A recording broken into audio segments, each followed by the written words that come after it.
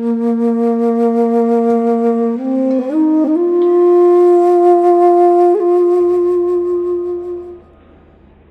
memories. I think one that is kind of touching, not during that time, but later, years later, when I recall, it's so touching, is when we were in Chandra Bhavan in Mussoorie. He was building Sakya College, and those days the Sakya College was so poor. I mean, the funding is just almost next to nothing, and he would buy a lottery ticket. Even to this extent, he will try everything. Very learned, but at the same time, very humble and very modest.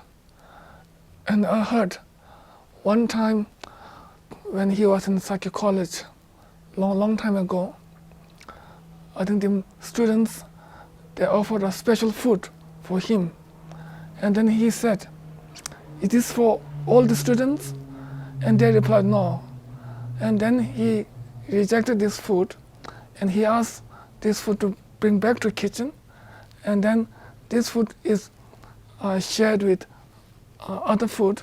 Then he take same as the student food. So it means he's very humble and very contained and very loving to his disciples. One funny thing that actually there's a surat, all the ladies are dressed the red cloth like monk. When you see like, oh, there's many monks coming. But when you see near, of course they are lady. But their people are very funny because they ask many questions. Ask, are you boy or girl or whatever, you know. So I was a bit mad and I scolded them.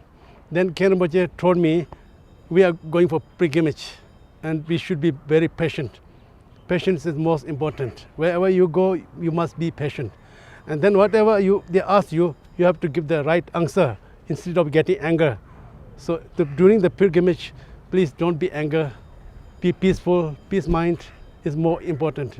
That kind of what he said. For me, I think both of us, we met him, it stretched back 30 years ago. And we got our first teaching from him on the most excellent Guru Yoga in candlelight in Puruwala Temple Monastery.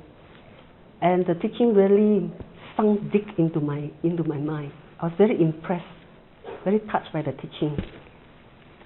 And I thought I can remember, but recently, that means it's about 25 years later, when I managed to get a transcript of that, and I read over it again, I found that actually I actually forgot a major part of it. And I still learn. After so many years, when I read, I find that, oh, I learned something more from it. Yeah, I think he came to visit us when we checked in the hotel. And I had this impression of this very big, gentle, dignified Khenpo. And, in my mind, I said, that's how new Khenpos should be like. And then, being young at that time, easily aroused by anger, jealousy, I knew I couldn't just meet Rinpoche up front, and I was just having my own issues. But that was like a standard, that gold standard that I have to strive for, to be like him. Of course, I haven't reached anywhere there yet.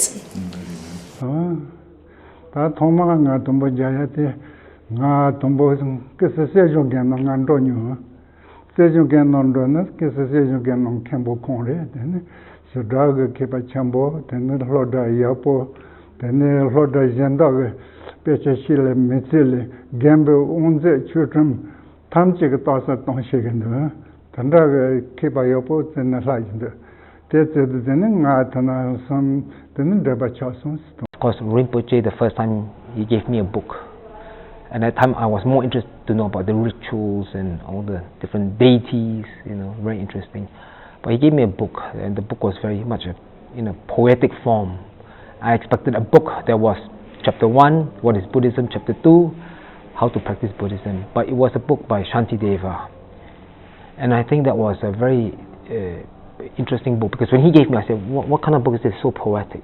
But today, that book is one of my foundation books. And I encourage people to read that. I think when he gave that to me, it's meaningful. Yeah, so.